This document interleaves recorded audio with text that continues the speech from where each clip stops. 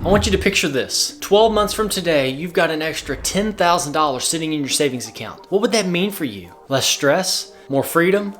Finally buying that home? Or maybe just breathing easier? Truth is, most Americans never get there. In fact, as of this year, nearly 60% can't even cover a $1,000 emergency. But here is the good news. You don't have to be one of them. Today, I'm going to show you step by step how you can realistically save $10,000 in just 1 year and the changes you can start making right now to make that happen. I still remember the first time I set a big savings goal for myself. Back then, I wasn't great with money either. I'd spend whatever came in, and saving always felt impossible. But the first time I pushed myself to actually build a big emergency fund, it changed everything. I can't tell you the relief I felt when a major expense popped up and I could handle it without panic or without a credit card. That's why I'm so passionate about helping people take control of their finances. I've been in that spot where saving felt out of reach, and I want to show you that it is 100% possible if you follow a plan. Hi, I'm Greg Hardy, and welcome back to the channel, and thanks for being here. We cover all things personal finance, investing, and building a secure financial future on this channel. So if you're serious about taking control of your money and learning something new every week, make sure to subscribe to the channel and like this video. It really helps the channel to grow and gets this information out to more people who need it. Thank you. The first step to saving $10,000 in a year is treating it like a goal, not just a nice idea. That's where SMART framework comes in.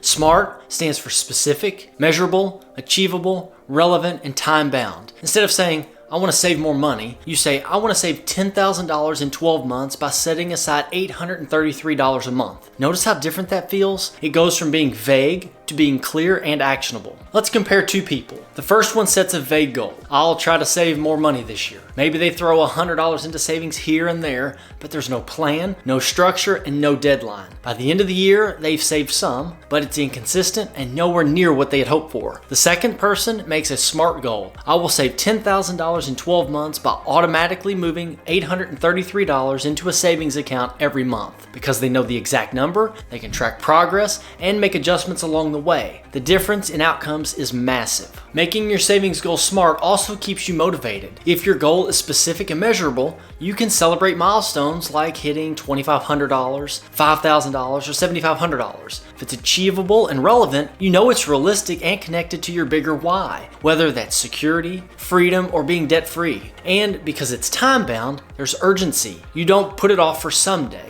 You know exactly what needs to be done each month. This structure can be the difference between wishing you had $10,000 at the end of the year and actually having it sitting in your account. Before you even start saving, you need to decide where that money's going to live. Keeping it in your checking account is one of the worst things that you can do. Why? Because it's too easy to spend and earns you almost nothing in interest. A checking account is for paying bills, not for building wealth. If you leave your savings there, chances are you're going to dip into it without even realizing it. And a year later, you'll wonder why your money hasn't grown. That's why I recommend a high-yield savings account. Traditional savings accounts at big banks still pay as little as 0.4% interest. On $10,000, that's only $40 for the entire year. But many high-yield savings accounts are paying around 4% right now. That same $10,000 would earn you about $400 in a year without lifting a finger. Even at $5,000, the difference is $20 versus $200. That's free money just for picking the right account, and it makes your savings work harder while you focus on the steps to reach your $10,000 goal. One of the most important habits that you can develop when saving is to pay yourself first. This means setting aside a portion of your income for savings before you pay any bills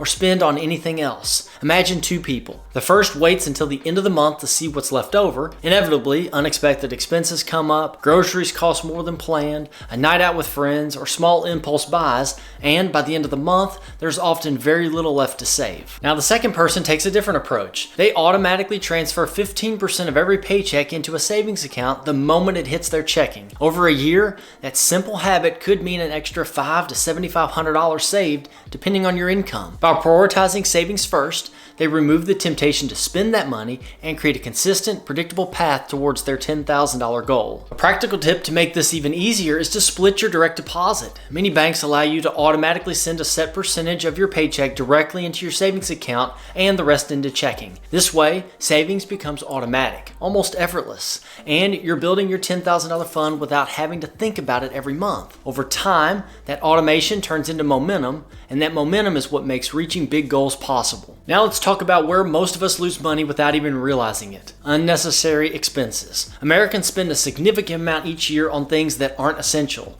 like dining out, subscription services, and lifestyle conveniences. While these small costs may feel harmless individually, over time they add up and can seriously slow down your savings progress. The first step is identifying these leaks so that you can plug them up and redirect that money into your $10,000 goal. Food is one of the biggest areas to look at. The average grocery cost per month is about $504, and the USDA estimates a monthly food budget for one person at $297 to $558, $614 to $963 for a couple, and $996 to $1,603 for a family of four. On top of groceries, Americans also spend heavily on eating out and delivery services. My wife and I have been able to cut our costs by cooking more meals at home and using grocery apps and coupons. So far this year, we've saved over $1,700 just by planning meals, shopping smarter, and reducing restaurant orders. Small changes like these might seem minor day to day, but they really add up over a year. Subscriptions are another hidden money drain. Many people assume they're only spending $80 a month, but the real number is closer to $220 a month. That's money that could go straight into savings. Take some time to review all your subscriptions, streaming services, fitness apps, magazines, software, and cancel anything that you don't use regularly. That alone could free up hundreds of dollars a year. Lifestyle choices also sneak in extra cost. Morning coffee runs, snacks, or convenience purchases can quietly drain your budget. For example, spending $4 a day on coffee adds up to nearly $1,500 a year. Making coffee at home or limiting specialty drinks can put a noticeable chunk of money back into savings. Cutting back on small online purchases or impulse buys also adds up over time. Now, bills and essentials aren't off limits either. Many Americans overpay for cell phone plans and insurance without even realizing it. The average monthly cell phone bill is $141, but switching to a budget carrier like Mint Mobile, Consumer Cellular, or Republic Wireless can cut that in half. Car insurance is another area to shop around. Full coverage averages $2,285 a year, but switching providers or adjusting coverage can save hundreds of dollars. The key takeaway is that small, consistent changes matter. Like Ben Franklin said, a small leak will sink a great ship. Each unnecessary expense is like a tiny leak in your budget. Identifying these leaks and cutting them out, whether it's a subscription that you don't use, coffee habit, or high grocery costs, adds up quickly. Over time, these changes give you the financial space to save $10,000 in a year without feeling deprived. Of course, cutting expenses can only get you so far. Sometimes the fastest way to reach $10,000 in a year is by boosting your income. One of the simplest ways to do this is by asking for a raise at your current job. If you've been consistently performing well, gather examples of your accomplishments and contributions to the company. Presenting a clear case for why you deserve more can often lead to a significant increase in your take-home pay, sometimes more than what you could save by trimming every small expense. Another option is to take on a side hustle. This could be anything from delivering groceries or rides, freelancing in a skill that you already have, tutoring, selling items online, or even creating content. Even earning an extra $200 a month adds up to $2,400 a year, nearly a quarter of your $10,000 goal. The key is to pick something that fits your schedule and skills so it doesn't feel overwhelming or burn you out. Investing in yourself is another powerful way to increase income. Learning new skills, earning certifications, or taking online courses can qualify you for higher paying jobs or promotions. While this might require time and a bit of money up front, it's often one of the most profitable investments that you can make. The knowledge and credentials you gain can continue to pay off year after year, far beyond your initial $10,000 goal. The beauty of this approach is that you don't have to choose between cutting expenses and earning more money. By combining both strategies, reducing unnecessary spending and increasing your income, you accelerate your path to $10,000. Small, consistent steps on both fronts creates momentum, and momentum is what turns a big, intimidating goal into a reality. Now let's take a moment and bring it all together and look at the $10,000 goal in everyday terms. To hit that number in a year, you need to save roughly $27 a day. That's the equivalent of skipping a morning coffee, canceling an unused subscription, cooking a few meals at home instead of ordering takeout, or earning a few extra dollars through a side hustle. Individually, each action seems small, but combined they add up to something life-changing over 12 months. So let's break it down further. If you save $10 from cooking at home, $4 from skipping coffee,